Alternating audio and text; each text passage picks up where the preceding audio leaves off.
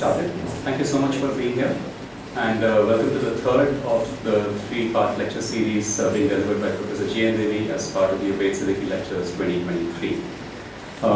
This is being done in collaboration with Mount Carmel. Of course, some of you have heard this for the last 2 days, so bear with me, but I do believe there are some new people in the audience, so please indulge me while I go through this introduction very quickly. We're doing this in collaboration with Mount Carmel. All of you, I can't thank you enough on behalf of NCBS, really. I mean, we've been seeing this over the last few days, so really thank you for doing what you do and this sort of enthusiasm and commitment that you bring to the lecture series, so thank you again. My name is Venkat, and I'm part of the team at the Archives at NCBS, and you've probably met many of our team members here in the audience. We are a public collecting center for the history of science in contemporary India. We have over 100,000 objects that are accessible both in person and online. I do encourage you to check it out, and if you've never visited an archive, this is your opportunity. Depending on traffic, it can take anywhere between 30 to 90 minutes. We have four sort of broad purposes in terms of what we do. We, of course, run an archive to preserve material. We run an education program. We have our own research program, and of course, we strive to sort of have stronger public engagement and building awareness around the idea of the archive.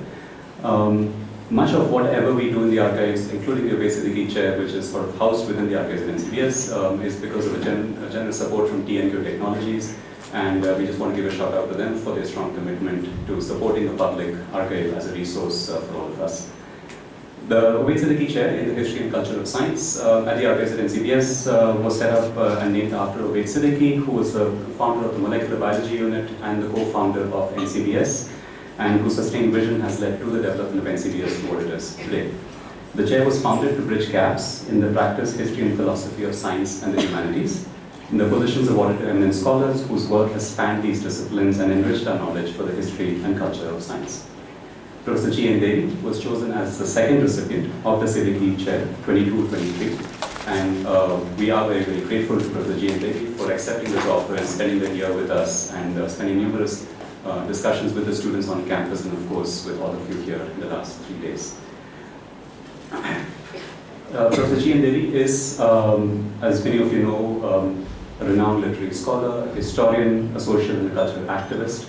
He's perhaps best known for establishing the People's Linguistic Survey of India, the PLSI, but in addition to that work, of course, he's founded the Adivasi Academy and Bhasha Research and Publication Center, an organization dedicated to studying and conserving Indian languages, championing tribal art and literature, and uplifting Adivasi communities through education and financial assistance.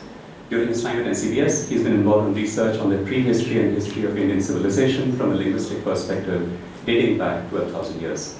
And actually next week on Tuesday, if I'm not mistaken, July 18th, at the Bangalore International Center, there will be a book launch for his co-edited volume titled The Indians, Histories of a Civilization, which he co-edited with Tony Joseph and Ravi Kodri. The Siddiqi Chair delivers a set of lectures in the second half of their tenure at NCBS, and we've been hearing two parts of this in the last couple of days. Titled India as a Linguistic Civilization, Part 1 looking at heritage, Part 2 yesterday looking at diversity, and Part 3 today, which we're all very looking forward to, titled Future. Professor Devy, thank you once again for the time and the effort that you spent with us, and we look forward to hearing you. The floor is yours.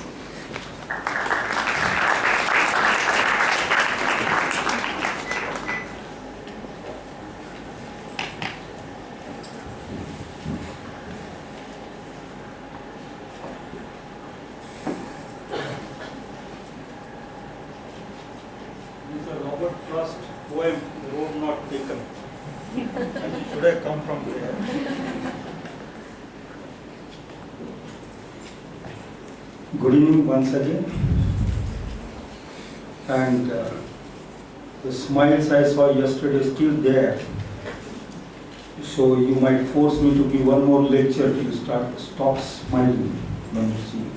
So thank you so much for your warmth, hospitality, friendship, and thank you Venkat for those kind words of introduction.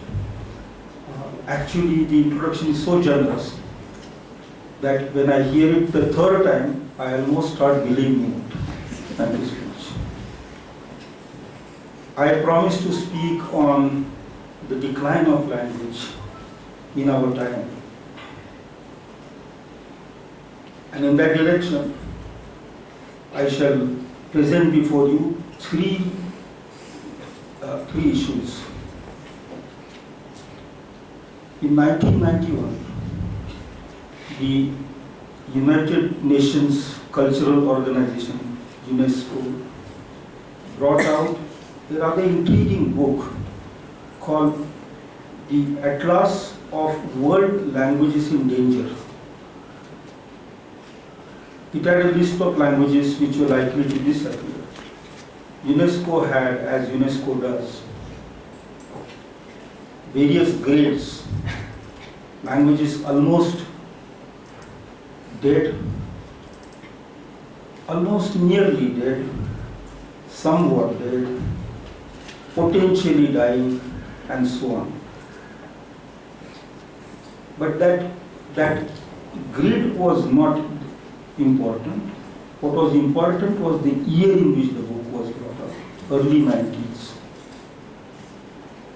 That's the time, and just a few years earlier, the Berlin Wall had gone down. And the collapse of the Berlin Wall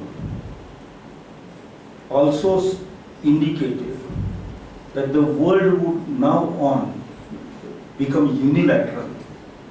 Earlier it was the Western world versus the communist world, socialist world.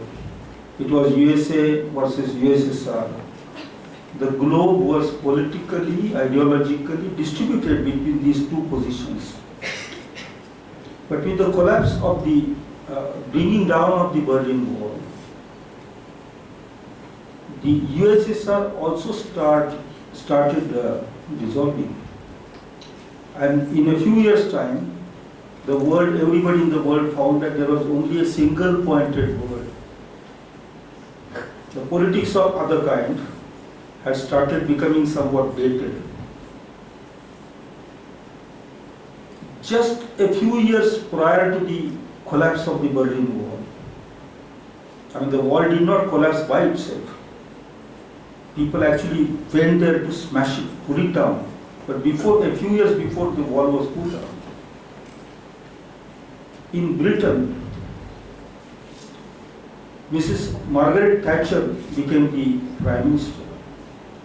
And she brought in a political philosophy, which at that time, her supporters felt was new.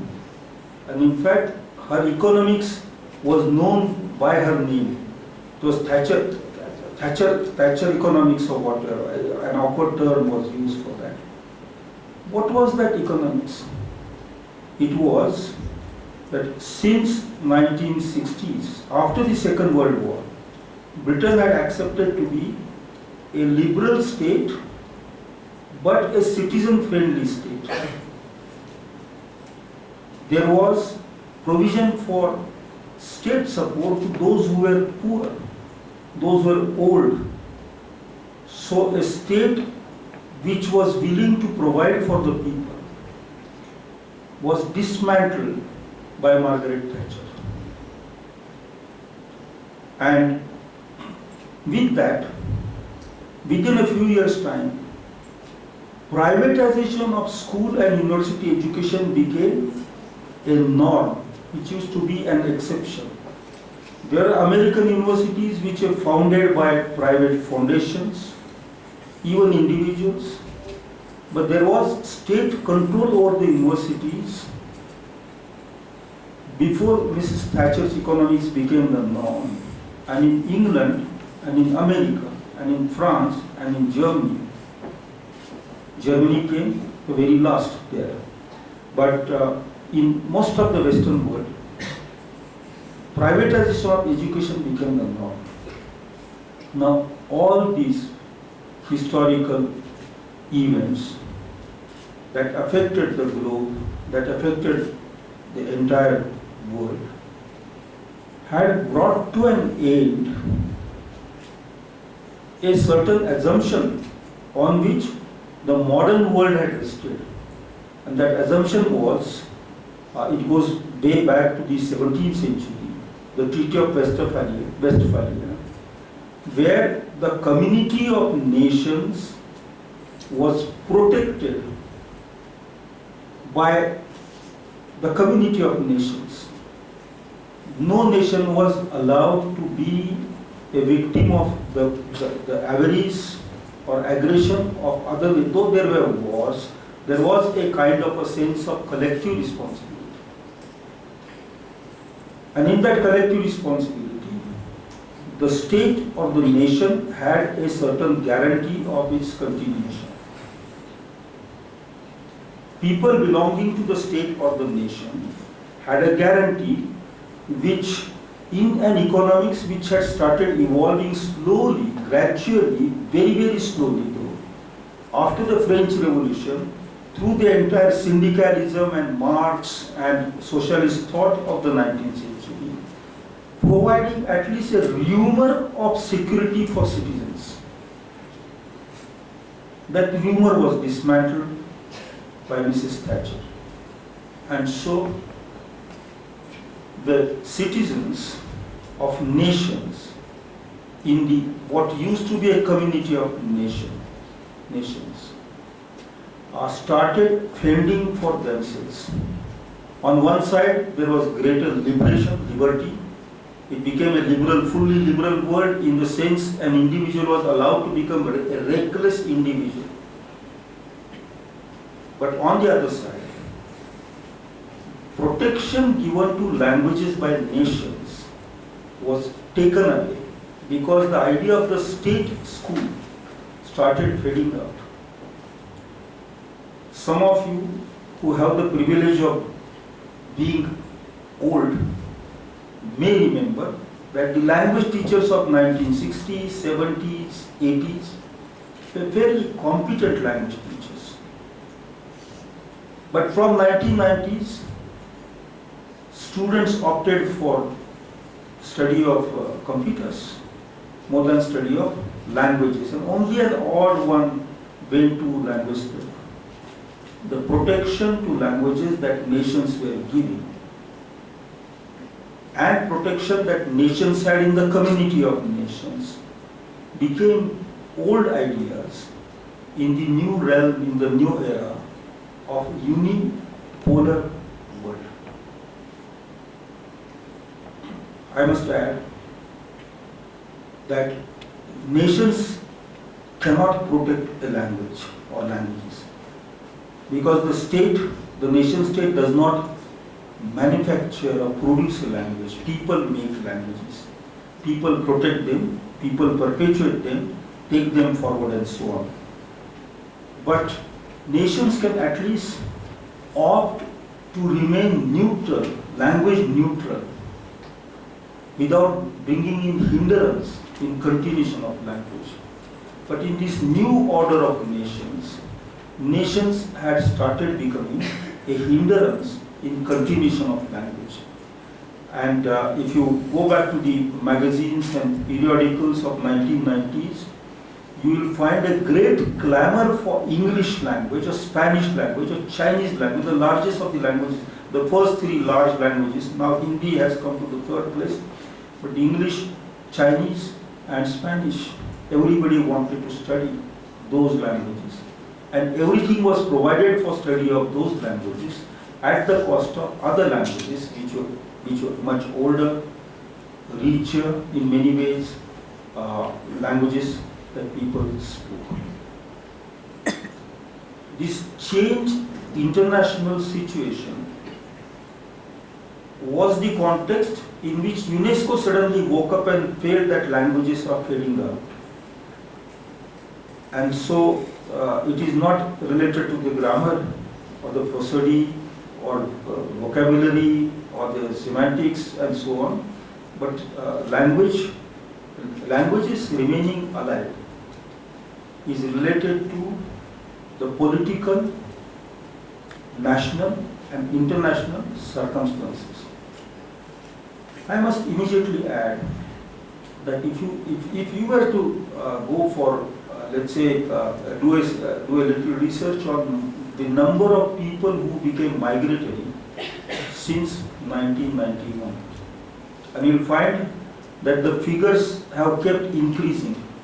I used to be in Baroda in 1990s, and outside Baroda there was the ring road of Baroda city, tribals used to come for labor and stand around say 7 in the morning waiting for somebody to hire them. I decided to keep a diary about how many people come, what are their names, what is the source of their movement. From 1991 till 1999 I maintained this diary, and someday I will publish it. But I noticed that there was an exponential growth in the numbers of migratory people at that spot. That was only one of the spots in the country. And there would be thousands of such spots on the ring roads of every big city. There would be the labor markets. Labor markets, I am using the term as if you bring mangoes or apples or palak or onions or tomatoes to sell. These people came to be sold by the day. In the day, at the end of the day, they are free. Migration multiplied. In the new economy, migration became the second name for economic progress. And when people migrate for want of employment in their own territory, in their own location, they naturally tend to leave their language behind. Please remember, languages are not attached to us as our veins or our bones or tongues or ears are attached to the body. Language is an acquisition that a member of the human species does depending on the need. And therefore, if there is no employment in your own language, people easily migrate to other language zones. The languages remain where they are or they were. People move out. When the numbers increase and asymmetrical migration happens, languages collapse. UNESCO had woken up in 1990s, early 1990s to the collapse of languages because of increased migration, which had increased in turn because of the new turn in the economies of the world, which had taken place in turn because of the unipolarity of the world and the guarantee that the community of nations had given to every nation had become fragile. In that situation, why won't languages disappear? If you look at 1991 census of India and compare it with 2001 census of India, you will notice how gravely the disappearance of languages had increased. To give you an idea, between 1961 and 2011 language census, nearly 250, 270 languages have simply disappeared. 270 languages is not a small thing, is not a joke. I'll move to the second aspect of language disappearance. And again, that is not related to your grammar, vocabulary, semantics, and so on. And it is related to the ideas of future that humans like to construct for themselves. You know that ever since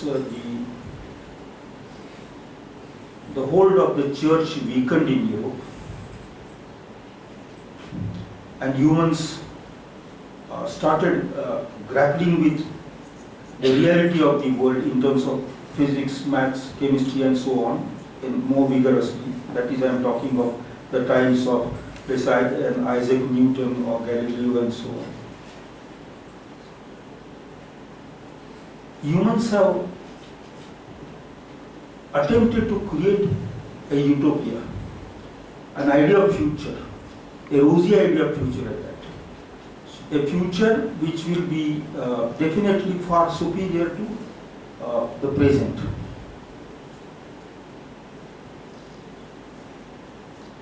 This proclivity towards creating utopia, it's all imagination.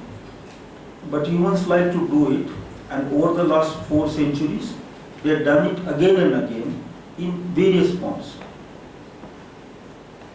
As of now, there are 2 future scenarios before us. Broadly speaking, 2 future scenarios before us. I describe both these, one after the other. And I'll also comment on where language stands in either of those or both of those future scenarios.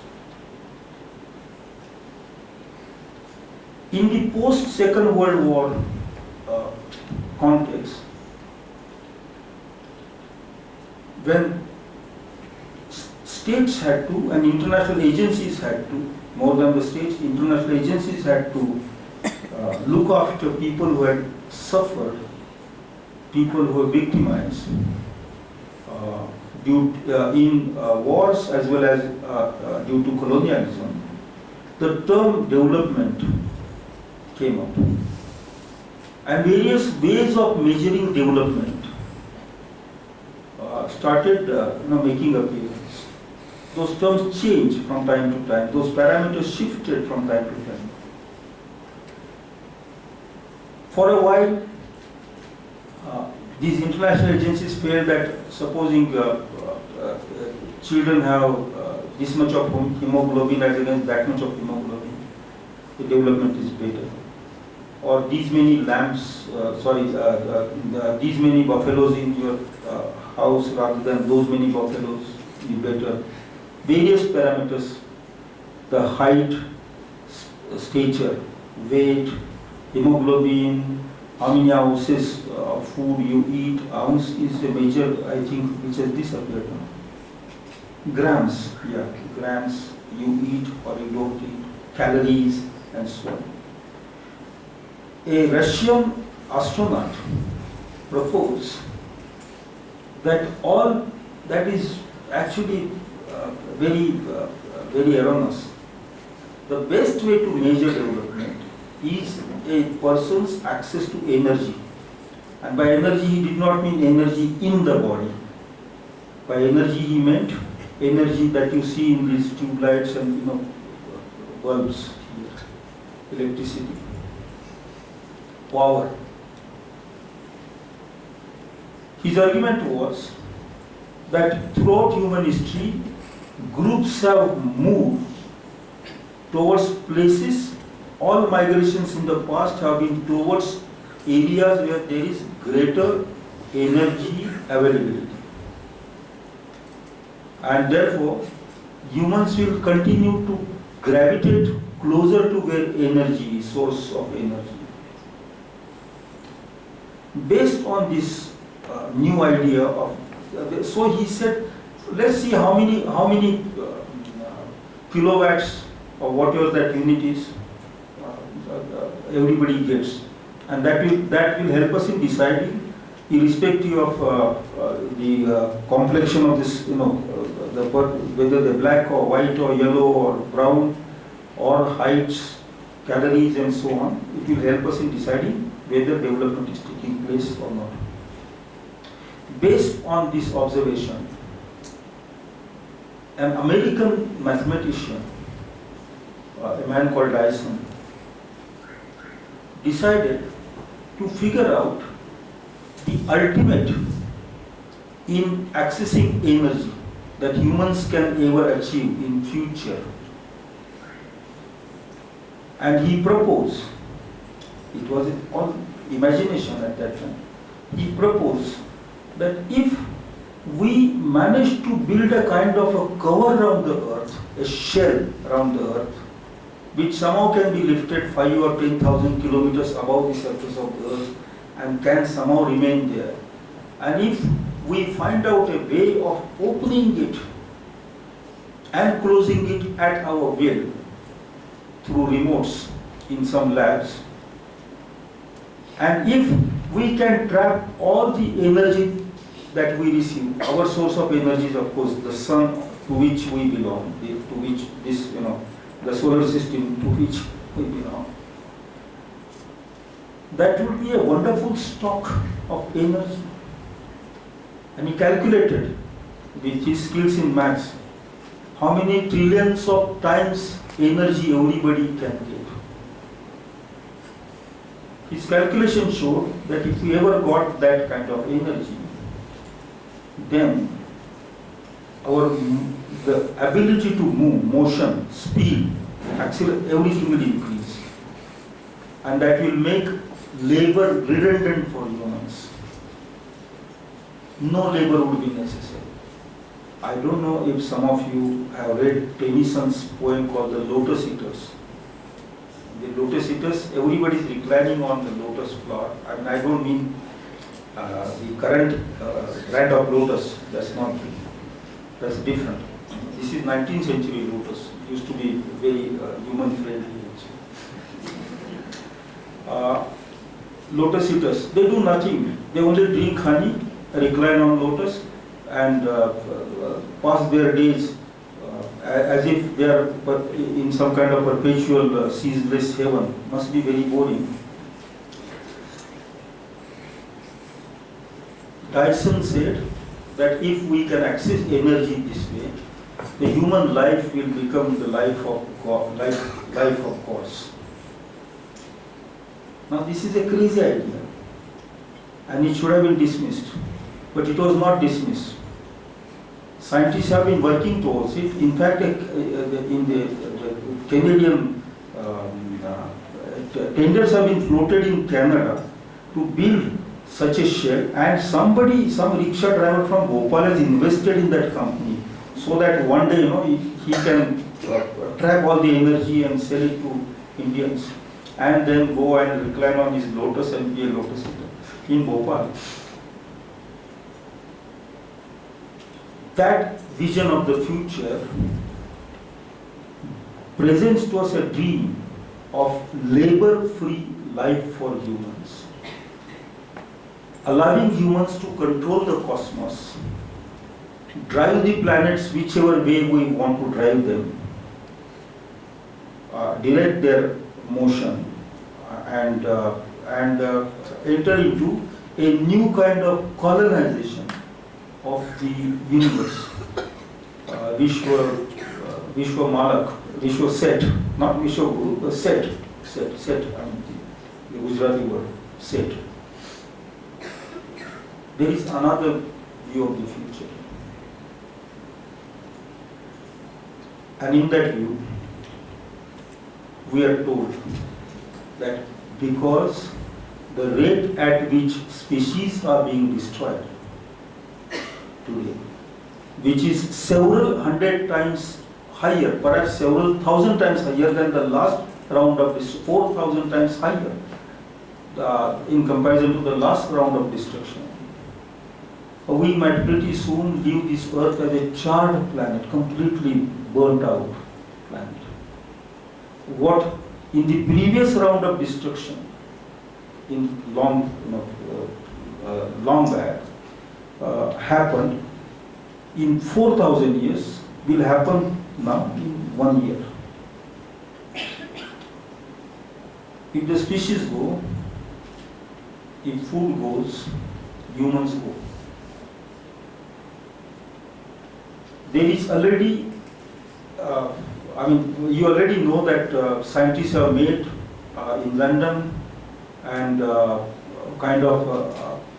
formally or informally announced that the Anthropocene has started, Holocene has ended, and our footprint on the earth can be slowed down but cannot be reversed forever. The end game has started. Two views of future. Now in both these views, where does my language fit? If the Dyson shell is built and unlimited energy is accessed by us, controlled by us, manipulated by us, and we start roaming between planets and various galaxies, the human language is of no use because it won't work there. On the other hand, if species dwindle, biodiversity is wiped out, very naturally the language diversity will be wiped out. Two are deeply interlinked. One reason for the decline, neither in this view of the future nor in the negative, pessimistic view of the future, there is much space for language. I shall now present to you a third consideration for you to ponder, reflect on about what is happening to language. And here I must invoke the word memory. When humans acquired language, long time back, 70,000 years, I've been saying, some other scholars of ancient life tell me that it could be even longer than 70,000 years. But when they acquire language, they enhance two potentials in the human brain, or let me use the word mind as some kind of loose synonym for the brain. They enhance two potentials in the human mind. One was the ability to grasp space. The other was the ability to grasp time. Since this universe supposedly is made of space and time, language helped the human brain to grasp time and also with the help of image making ability that the eye has, image grasping ability that the eye has, space that is there. Time is handled by memory. Space is handled by imagination, image making ability in that sense. By imagination, I do not mean literary imagination, the kind of imagination that Samuel Taylor Coleridge was discussing. Image making ability. With memory, the concept of the past emerges. I think I alluded to that in the first lecture. The human experience through senses, gathered through senses, sensory perceptions, is stored in language. In the case of a single individual, but in the case of more than one individual, because a linguistic community requires more than one individual. In the case of more than one individual, in the case of several individuals who communicate, the sensory perception takes the form of an articulated memory. That articulated memory, to give an example, I eat a chili and my tongue burns, and you also bite chili and your tongue will burn, and both of us say when you eat chili, it burns your tongue. It's not palatable, it's unbearable. That statement, which either you make or I make, becomes a collected memory. It is neither yours nor mine. It acquires an objective form. This collected memory accumulates over generations and becomes unmanageable for any single individual. And at that stage, communities, or at that stage, let me call them society or societies, create devices or institutions for managing memory. Such memory, objective memory, not a person's memory, not individual's memory, impersonal, gathered, collected, accumulated memory of the society. These institutions take various external forms such as schools and colleges, museums, libraries, because all that we get in schools or colleges, in museums, in libraries is what people before us had experienced. They stored it in the form of language in a systematic way and brought to us. Societies develop certain methods to keep this memory going. Those methods are called mnemonics, memory tricks. And when this memory becomes extremely complicated, it gets segmented in the form of disciplines.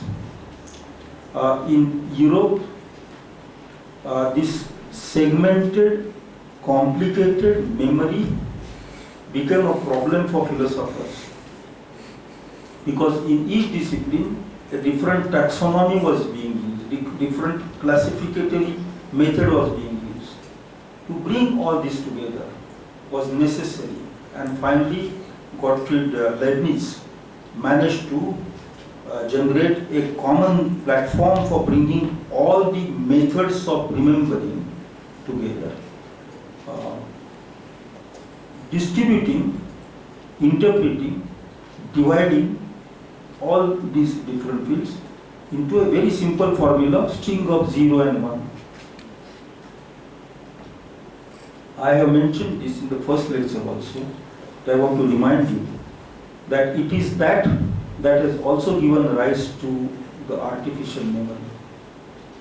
And with the rise of artificial memory, I am not talking of artificial intelligence, just the artificial memory, the earliest stage. So AM, artificial memory, has impacted human memory in a very serious way.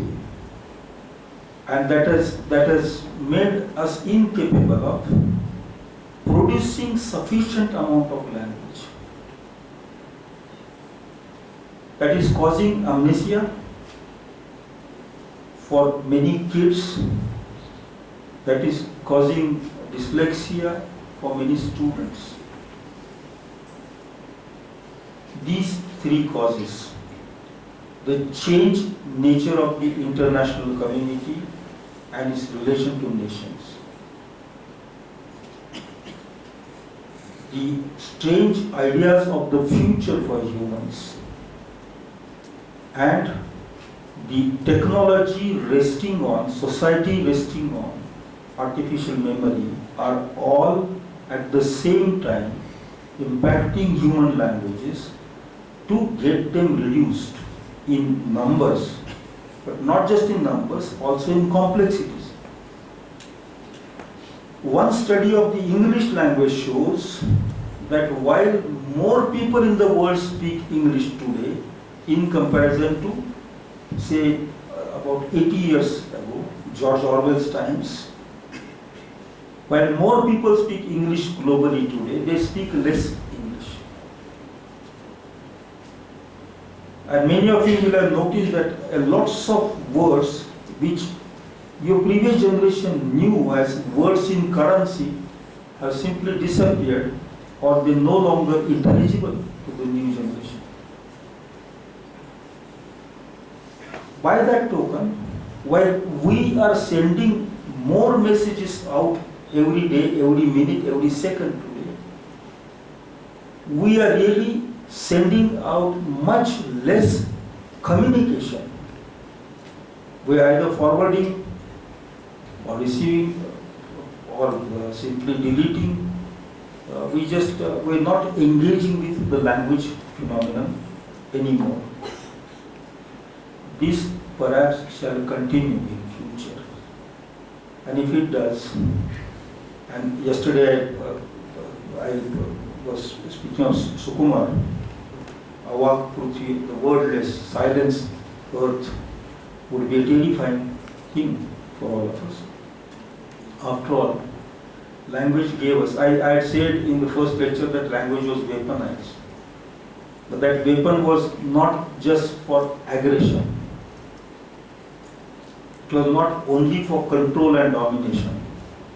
That weapon was also for mining meaning from our existence, in our existence. It is language that allows us to express extremely complex shades of human experience, extremely complex shades of our relationship with all that we are not, relationship between the consciousness and the phenomenal world. Dilemma, for instance, to be or not to be, that is the question.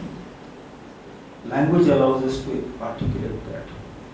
How your artificial memory and computers are going to do that, the gray zones of human experience are far more intriguing than the clarity zones of language. Allowed us to create reflection about the unknown. Language also allowed us to explore the unknown and create sciences, religion, science, literature, poetry, theater, everything language based. In the first lecture I said that what the neurons do inside the brain, language is doing in the society, and there is no exaggeration at all. And would you or I want our brains without neurons? They would be like empty cans of dalda ghee. The world without language will be, of course, a world, and we shall still be there. But shall we ever be any different from other animals? The answer is no. Humans began their journey as Homo sapiens, rising from the stock of other beings, other species, other animals, and turned themselves into an anthropological, a cultural being. Thanks to the recursive brain that we have. I must explain this term for students. All of us, all other animals also have brains, just as we have. Perhaps some of them have other competencies which we do not have. And in that sense, they may be superior. I have no learning in that field.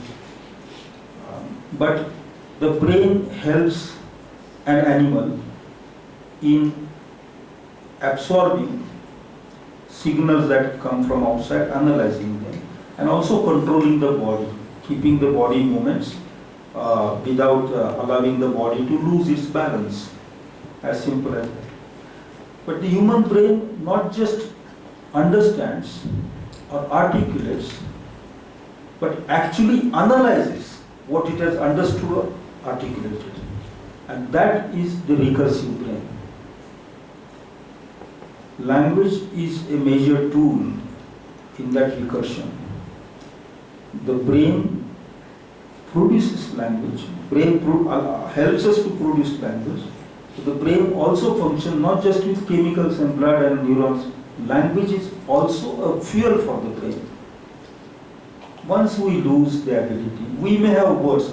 You will ask me, will all the words disappear? How is it possible? We recorded them, we got so many videos, so many audios. When I say languages may disappear, you see, there are many old things which have remained with us.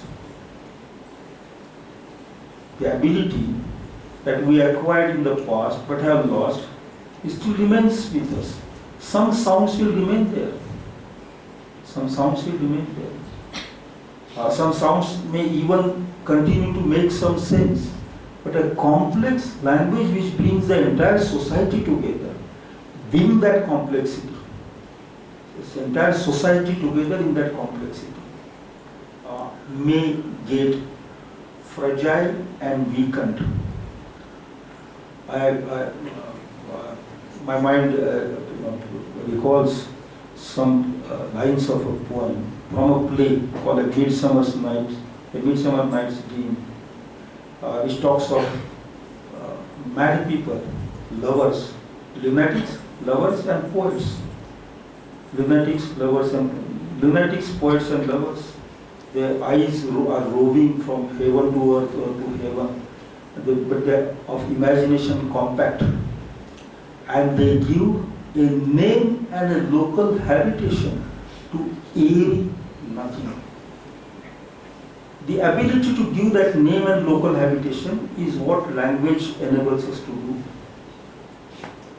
We named every corner of the cosmos that we know and have given it a local habitation in the imagination that we imagination or imaginary that we share as communities. Without language, we won't be communities. We'll be will be a mob of reckless individuals, but not a community. I will now come to the closing part of what I have to say. The state, the nation came as ideas in the hope that they would protect the people who constitute the nation, the citizens. But unfortunately, the nation state has continued from the very inception to curb and control the citizens.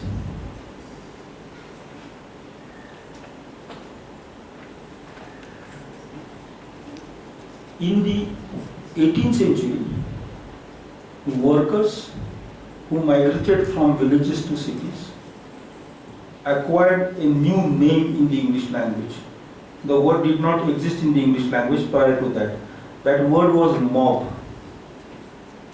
Mob was citizens who have fallen in bad days, are migrating to cities, looking out for protection from the state, mobs.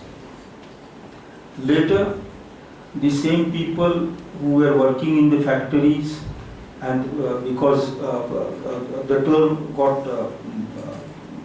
term got entrenched in the English language, even an art form came up called the mob art, and so on. While the mobs were being absorbed in the cities, the citizens were also being created in political philosophies. It's the same time, mobs coming into a city, turning into citizens. The state, the nation, has forced citizens into becoming mobs too. I'm not thinking of mob lynching. I'm quite scared of getting mob lynch. I love my bones. I'm saying that all the policies related to language, culture, philosophy, thought, and science are forcing you and me to a greater use of the mobiles, the artificial memory. So in that sense, the users of mobiles are mobs.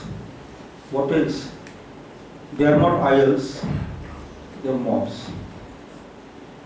In the times of increased regime and dominance of artificial memory, neglect by the state, and this kind of wild dreams of the future, human languages stand at a severe threshold of permanent risk and damage.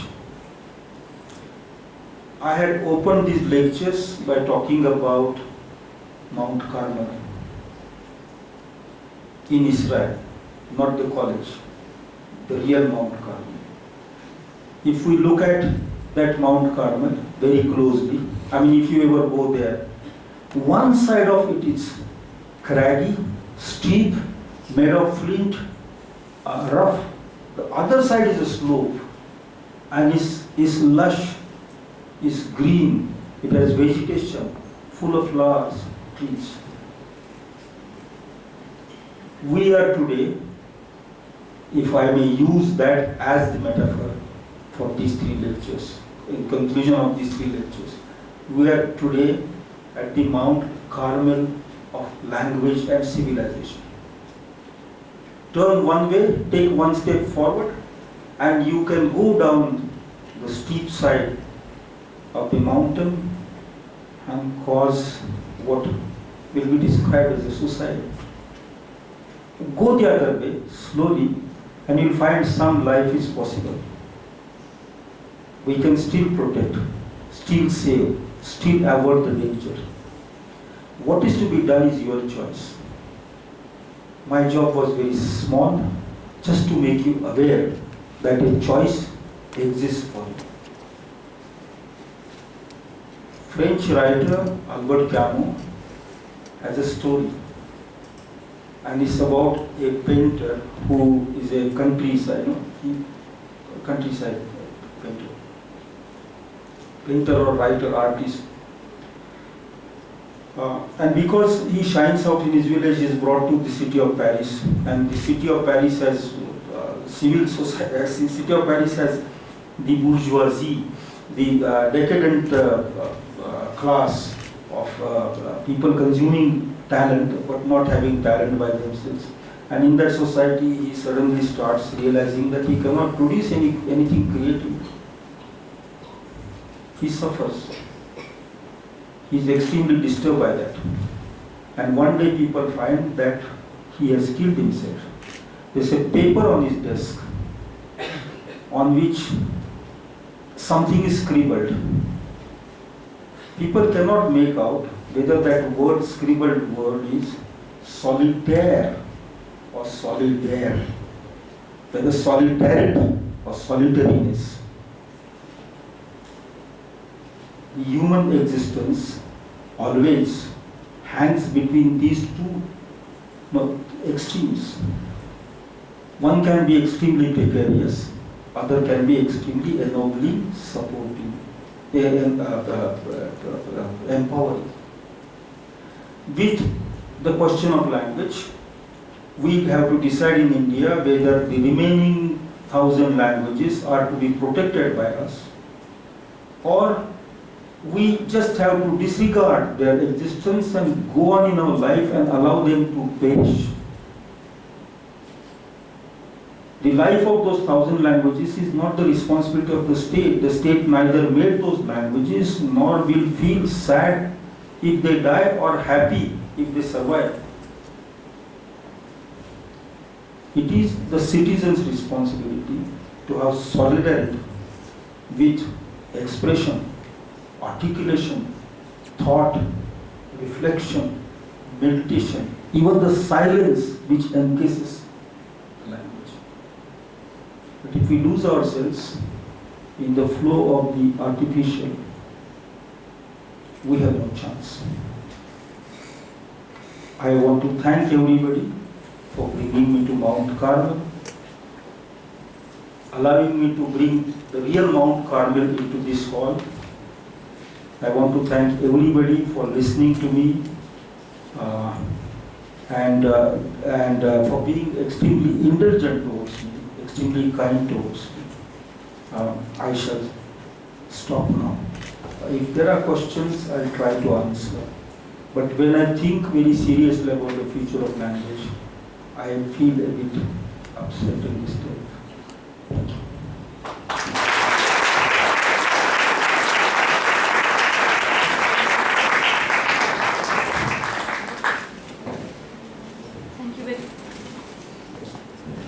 Thank you very much.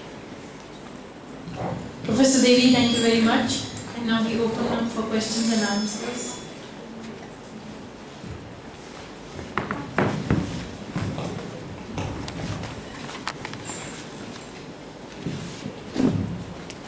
Good evening, sir. Thank you so much for being here today. I'm a first year psychology and English literature student, and I want to ask, why are we putting so much focus on the preservation of language when its main function is accessibility and connection? Wouldn't it be easier to govern a country like India if there was some uniformity?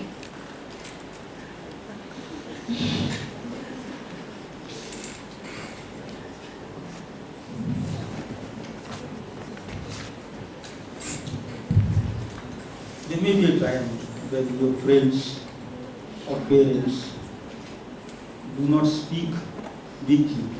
I'm not saying speak to you. But there may be times when you decide that you look like somebody and maintain silence. Disturbing, isn't it? Yes, sir. Language makes us human. I'm not talking of preservation of language by encasing languages in some museums. I'm talking of languages being allowed to remain in circulation and not being pushed out of circulation for no fault of theirs. After all, languages do emerge, they grow, they die. But they don't, of course, emerge and grow and die like buffaloes do or horses do. They are not a life system. Language is intangible, social system. They are not made of any material. Language has no material basis. They are immaterial, and that's non-material.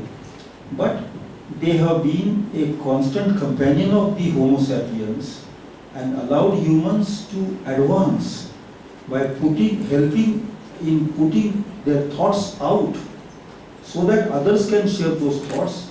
Languages have helped us in making communities.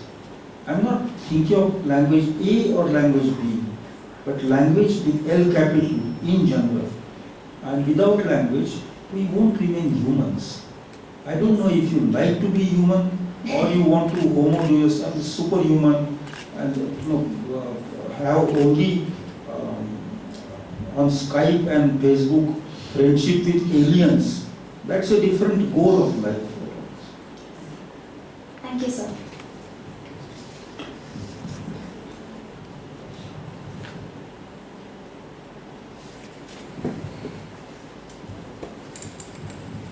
Good evening, sir. Good evening. Based on yesterday's thing, I just want to ask further to you. I was asking about forecasting this study. Based on your past experience and expertise and current scenario, how do you see India down the line 50 years, like with monolingual language and one religion, or it's like, how is it continuing that way? But, Going by second question also asked. So we have you have discussed about so many things. Just want to know how about aliens? We know humans, we had some kind of dialects and some kind of language and some kind of communications. About aliens, we don't know much. How do they communicate through films? We had seen something this thing. But they do have any, or do aliens exist? And if they exist, and what kind of language they have that? If in case you know about it. Well, India after 50 years will be like India 50 years before our time, finding a new kind of freedom, multilingual country. It is almost impossible to make all Indians speak the same one and the same language. If they do, they no longer will be Indians. They might belong to Bangalore or Bombay, but the way, as I said in my first lecture, the very being, the essence of being Indian is to be multilingual. So the moment one ceases to be multilingual, one also ceases to be Indian. To be Indian does not mean to belong to a religion, to belong to a Prant, an area. To be an Indian means to belong to multiple languages, ways of thought, ways of life. So Indians will remain multilingual forever, so as long as Indians are there and languages are there in the world. The last person on the globe who will speak a language or several languages will be an Indian. By the way, the population is increasing. So that also is another reason why I say this. Your question, please. The second question about aliens. Oh, that's very interesting. Actually, you give me you suggest a fabulous idea to me. I should apply to Indian Council for Social Science Research for a project to decide if aliens exist or not. I have not made any. But many young people, they may be.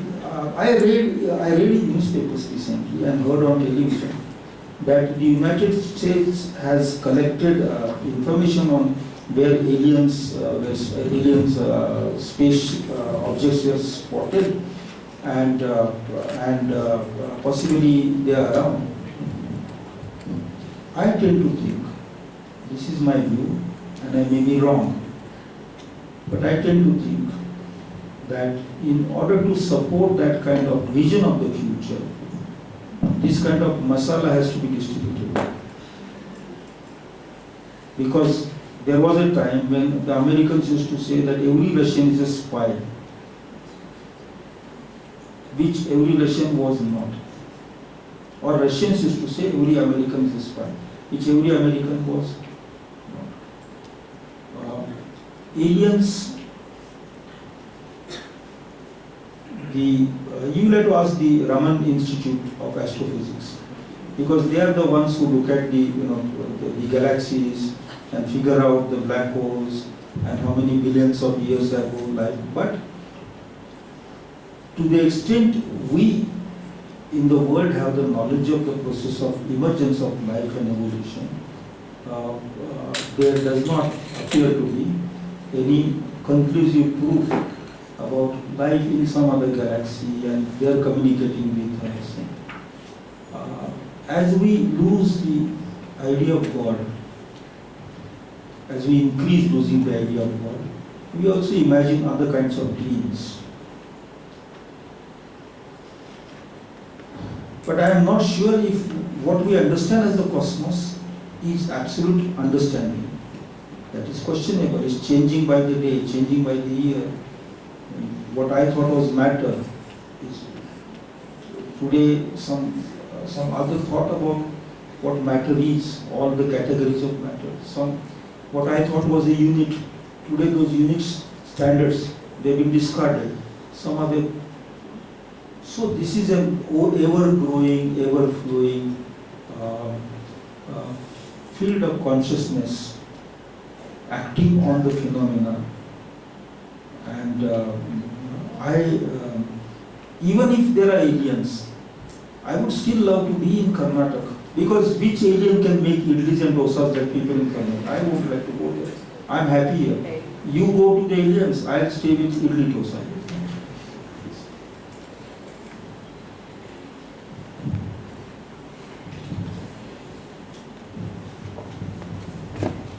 Yes, somebody. There are several hands, but no speech. Hello, may I? Thank you very much, sir, for a very enlightening lecture, which has actually hopefully made us all think. All the 3 days were amazing in terms of the insights you brought into our understanding of languages. You spoke mainly about multilingualism. You talked about diversity, and all of this in turn leads to the dignity of the individual, ultimately. I just wanted to add a small factoid, more than a question, to what you were saying. You mentioned the name Hansa Mehta. Now, Hansa Mehta, apart from being, which I didn't know that she was part of the 8th schedule, making the languages in the 8th schedule, she was also the Indian representative to the United Nations for this is sent by India, by Nehru in 1948, to be part of the committee which was set up to draft the UDHR, the Universal Declaration of Human Rights, which is, by the way, the most translated document in the world, the most widely translated document in the world. And she was the person responsible for altering the Article 1, the wording of Article 1, which first said, all men are born free and equal in dignity and rights. And she changed that to all human beings are born free and equal in dignity and rights. And I think that's a great blow for all of us. Thank you. I just wanted to say what that. an Indian woman can do, think, is extraordinary. I think languages should be saved by women, by the way. If they are allowed to speak freely and equally, and equal, free, and what was the third word? All humans are free. All human beings are born free and equal in dignity and rights. in dignity. If women are allowed to live in freedom, dignity, and their rights protected, languages will be safer, because they transmit languages to the next generation more effectively, more comprehensively than the terrible fathers do. Yes.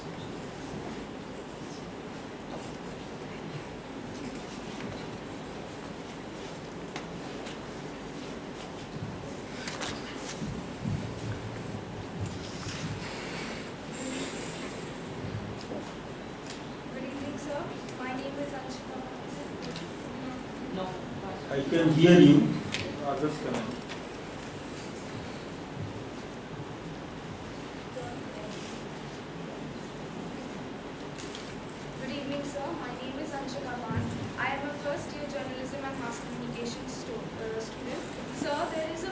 story about the Tower of Babel, in which earlier, even before civilizations exist, all people used to speak the same languages. Their unity of language allowed them to collaborate efficiently.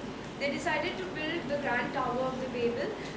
Now the gods saw them and saw how the power of the same language that they could communicate easily with each other brought to them. They were easily able to make a tower which could reach the heavens.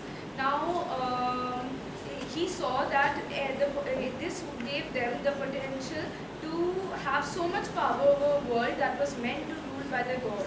Before the tower was completed, God made everyone speak different languages. This made them no longer able to understand each other. The builders were unable to complete the tower. They spread out across the world, which is how linguistic and cultural diversity began. Now this is just a story, but this story shows us what the power of a common language could look like. Having different languages and diversity is great, but doesn't it separate us and create boundaries?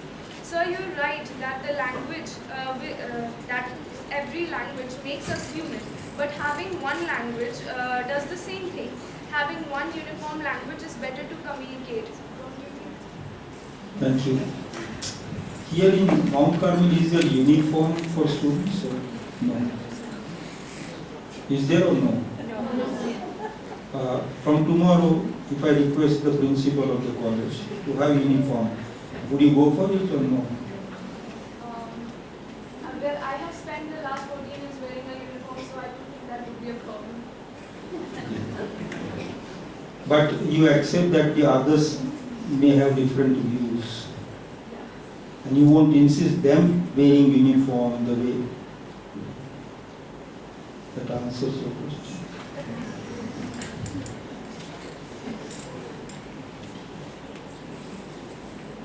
Several hands.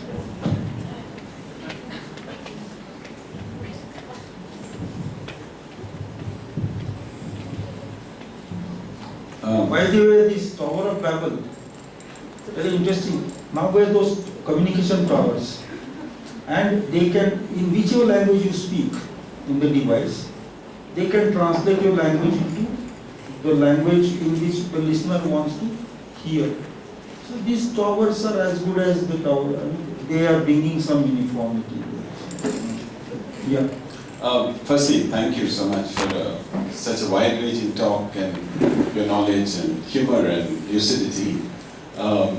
So let's say one doesn't belong to the camp that questions the importance of language and the complexity and diversity of languages that we have, but you spend a lot of time elaborating on the importance of language, but you also, and perhaps this is not something you can sort of address or prove over here, but you didn't, but it's an assumption that the complexity of language is dying. I mean, it's an assumption that you have come to after studying languages for so many years, but those of us who are not linguists or who are not cultural anthropologists, perhaps it's not such an easy conclusion to come to. Novels are not losing their complexity, arguably. I don't know, maybe you feel they are, but so could you, I mean, is that true that you haven't spent, is it an assumption or is it? No, it's a tested assumption. Sorry, can I just, sorry to interrupt, but say in the 90s, which you were speaking of, there are many anthropologists who counter the assumption that cultures were becoming homogeneous. One can disagree, but I'm just saying that there are others who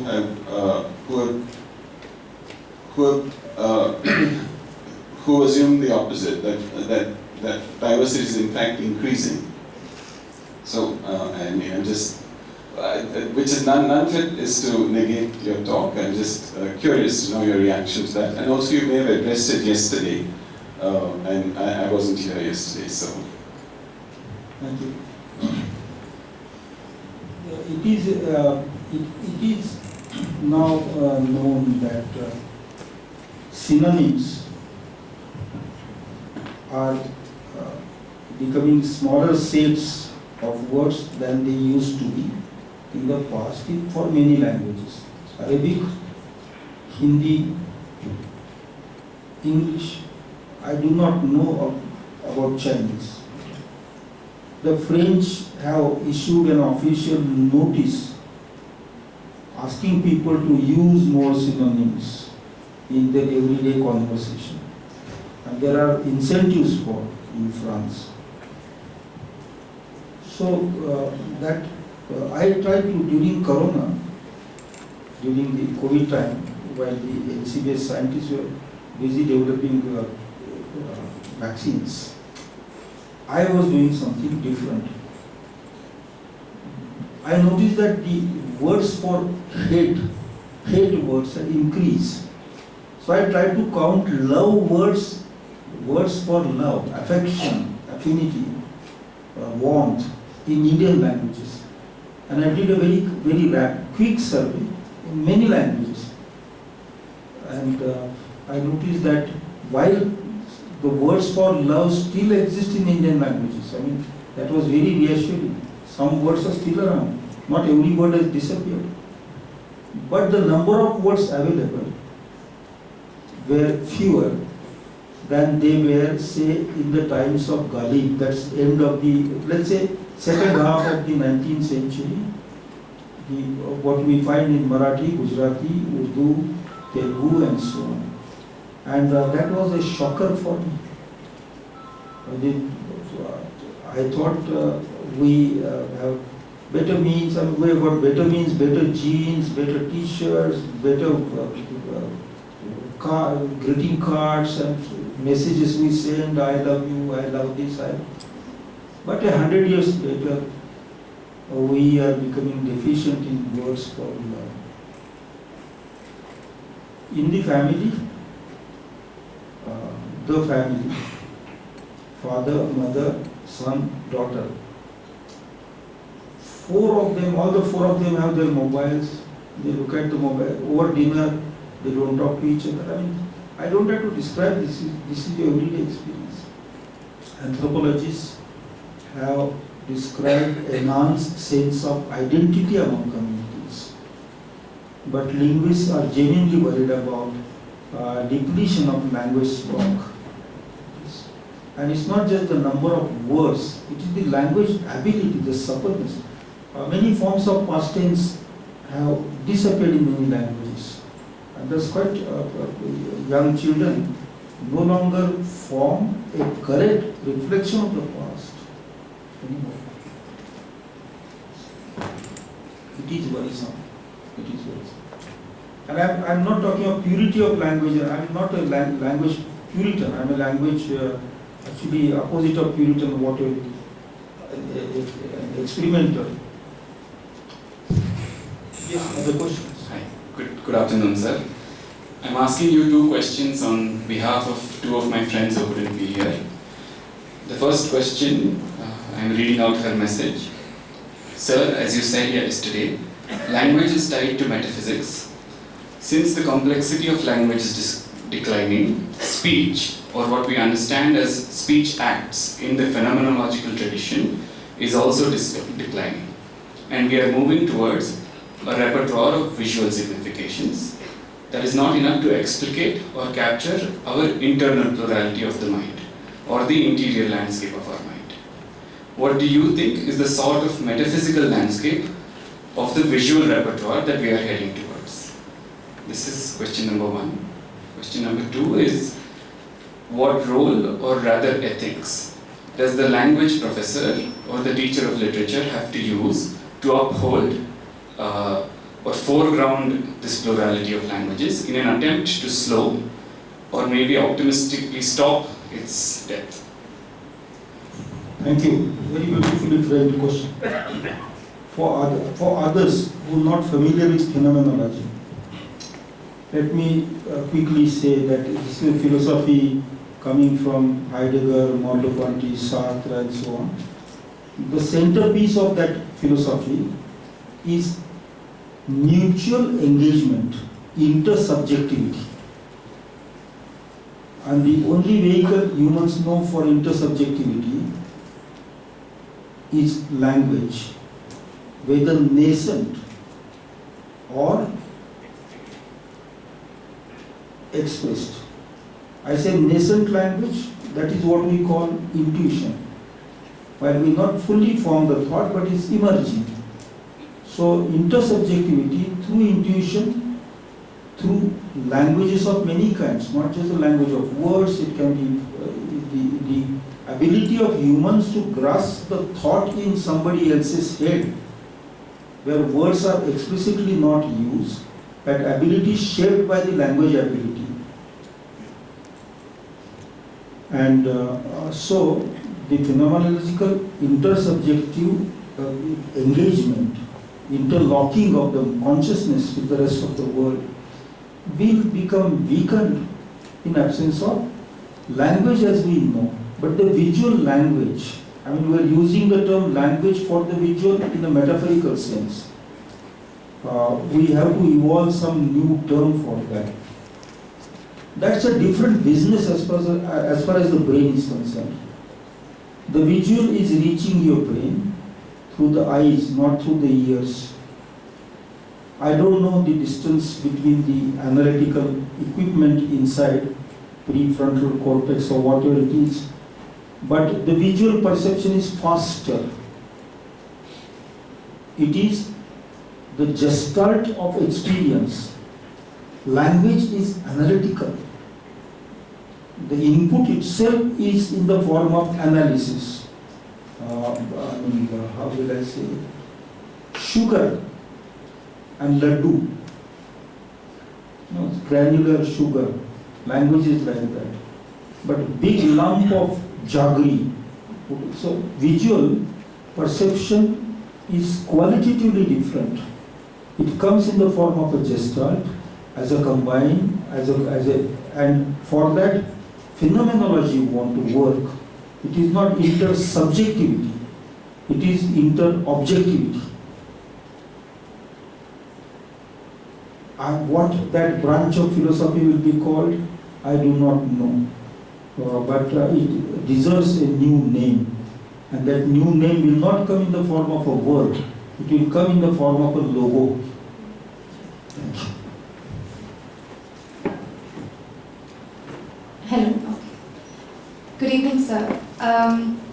So my question to you is, what are your thoughts on the possible proliferation of language on the virtual space, in the virtual space? And I ask this fully aware, of course, and forgive me if I ramble because your talks have been very thought-provoking, but I ask this fully aware of the dangers that you have brought up in today's talk, of the accumulation of artificial memory and the virtual space as it is also be essentially reducing language to binary, and the fact that, of course, I'm aware that there are multiple layers of people behind the switchboards who have access to this data, access to this memory, and from what you've also mentioned a little of your earlier talk on the first talk, of how language is being weaponized, I can see also how the dangers of the virtual space and that memory that is accumulated is in this day and age also being weaponized against us by selling our privacy, selling our data. But what are your thoughts on the possibility of this space equally being a space where, with the right kind of policy making, with the right kind of protection of our memory and of this data, of these rights, of this space, and making it a space that could possibly nurture the proliferation of language? Yeah, I will not equate virtual space with surveillance of the state. The states have been watching, observing the citizens from ancient times. Now they have better technology, better equipment. They are using every new technology they use for, at one time they used thumb impression for your passport or application, then photograph. Now through this technology, digital technology, they are keeping an eye on everybody. Because the state is in a great rush to become God, to control everything. But the virtual space is something different, and it is just as we move out of nature in the process of evolution, humans kind of made a quantum leap. because of the recursive brain, the kind of brain we have, and became anthropological. Now we are moving into yet another advanced. When I say advanced, I am not attaching any value to it, that better or something, but a different kind of existence. And that existence is bringing to us craving for being like aliens, free of physics, free of chemistry, or as in the metaphysics, nainam dahati pavaka, nainam chindanti shastrani, nainam dahati pavaka. The weapons will not chop us, fire will not burn us, rains will not wait us. In Bangalore, of course, rains. We have new craving, new desire, and that virtual space is a replacement that we are trying to create for life. Perhaps it is space where the dreams are, our tacit, our unstated dreams are. All of us are dreaming that without our knowledge. Collectively we are dreaming that where life will neither have end nor beginning. It will be a forever existence. It will be an existence which will not be diminished by the pressure and the impact of laws of physics, laws of chemistry, laws of biology, and so on. The virtual space is not a desire for death. Virtual space is a desire for deathlessness and life of a different kind. But it will not be life the way we recognize life in a trunamul, in a blade of grass and so on. That we have not enough understanding of that life. And therefore we do not know how the network societies will function in future. We are confused. We are confused like a herd of sheep or goats being taken to the butchery. We know that we will be butchered, but we don't know whether we will be made into fried mutton or roasted mutton or barbecue. We just don't know. We know that. So humans, human intellect is a great thing. It has taken several million years for us to come to this stage, and humans are capable of solving problems. But problems can be solved if problems are raised. And I was only ringing the alarm. I don't have the solution. I don't have the bandwidth to really imagine how language will be in the virtual space. But if I did not ring the alarm, how would somebody else in the next generation think of that? That's all. Thank you, sir. We will take 2 more questions. I am not terrified of the virtual space. I am terrified of language death. I am not terrified of the nice dinner, but I am terrified of being butchered. Yeah, I have a very quick question. You have expressed your concern about dying languages.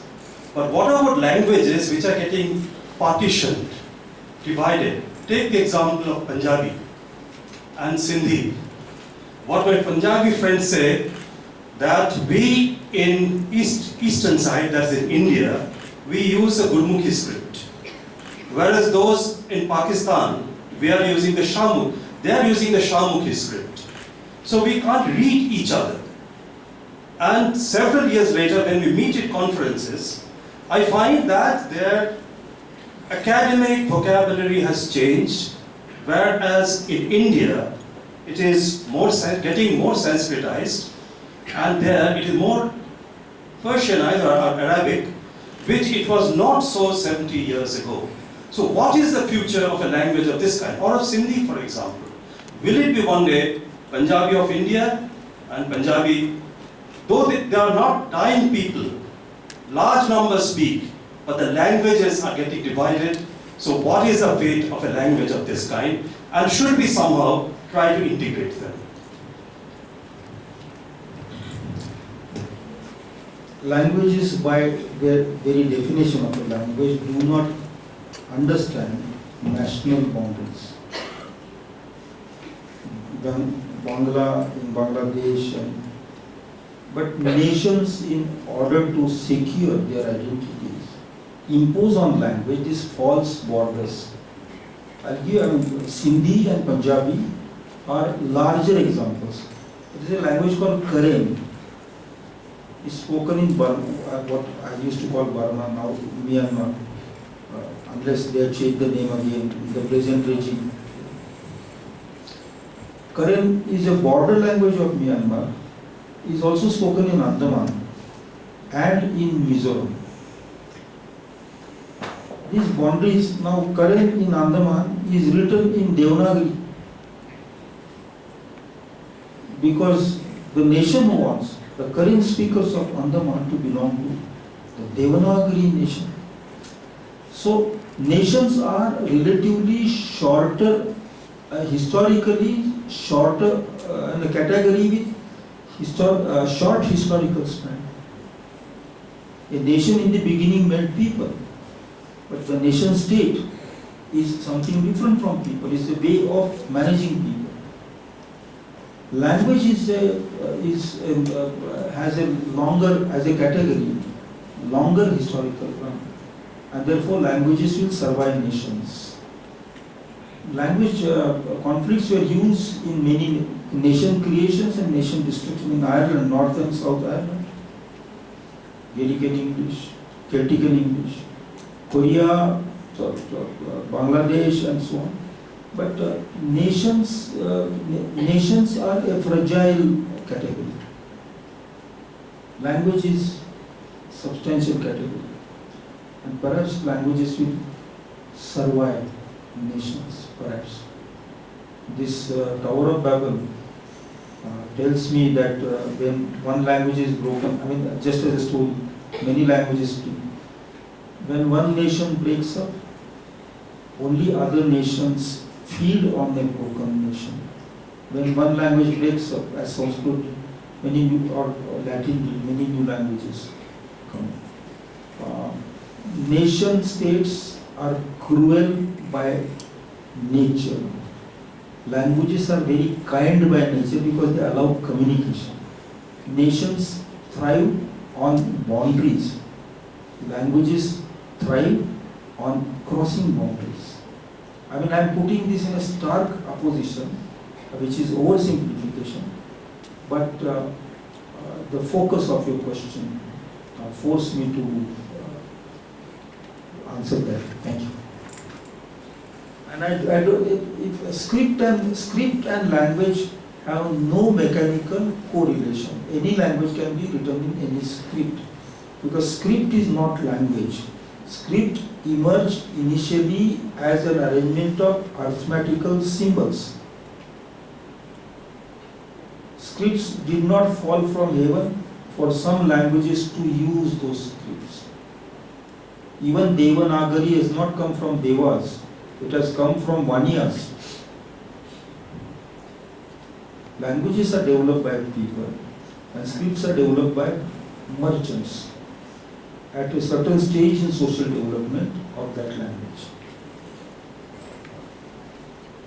And therefore the script of the most capricious merchants, the English people, has become more universal than other scripts. Yes. Good evening, sir. I had two questions, and I'm looking forward to your response for that. So one was an experience, the first one. Last year Durga Puja, I was at Jai Mahal, and I come across this parent who is a Bengali, who's talking to her child in English, and clearly something that I realized. The child does not know how to speak in Bangla, because maybe they were born and raised in Bangalore, and the parents thought that it would be better if the child speaks English rather than their mother tongue. Right. So I wanted to know your response to nowadays how a lot of parents, or maybe a lot of people who think learning English is making them smart, or if you do not know English, you're not smart enough? Is it not similar to how, like, around, like in the past? I will answer. Yeah, in the past, is it not similar to, like, if you know Sanskrit only, then you're smart? So it's very similar to The that. most gifted linguist in India was Suniti Kumar Chatterjee. Suniti Babu was a phenomenal person. It's called great scholar. Chatterjee, Suniti S.K. Chatterjee. Today, children don't. Today, children don't study Chatterjee. They study Chatji. That's the answer to you. GPT or whatever that chat. I even don't know the name. So Chatji or Chatterjee is the choice. You have to decide. In Bengali, in Gujarati, in Hindi, same story. It is sad. It is sad. Thank you very much, Professor Devy, and thanks everybody over here. I would like to now invite Aditi and Mahima, secretaries of the Communication Club, to offer the vote of thanks.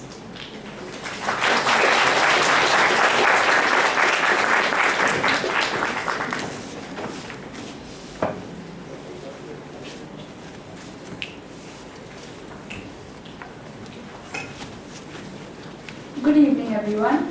Wow, 3 days have already come to an end.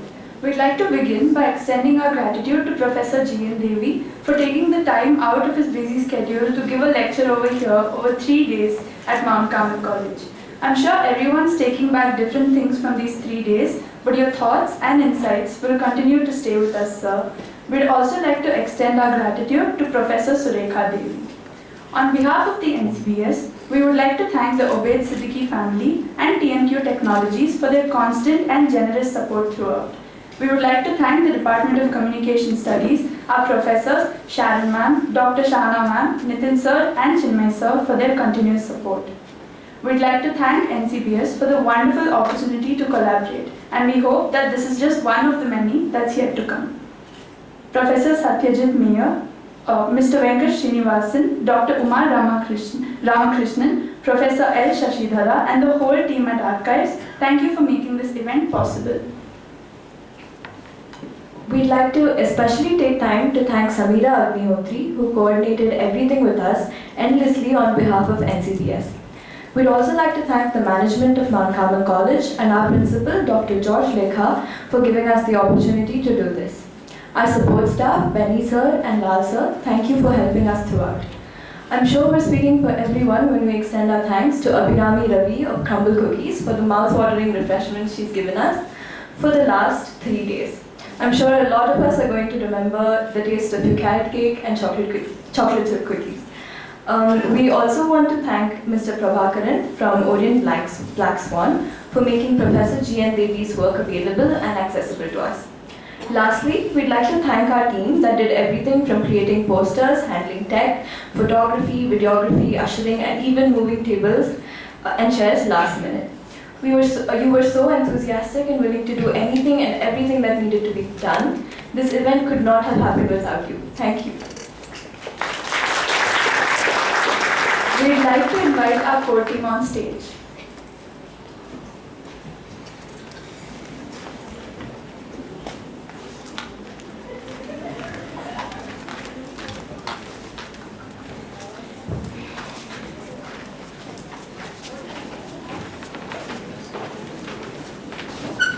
All other familiar faces that you saw around you were the ushers, our first years, who were extremely instrumental in making sure the event happened smoothly.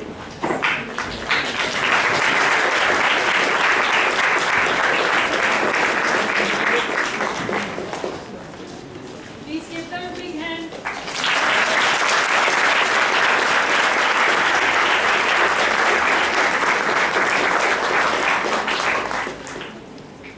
Thank you. Thank you very much, and coffee and cake await downstairs.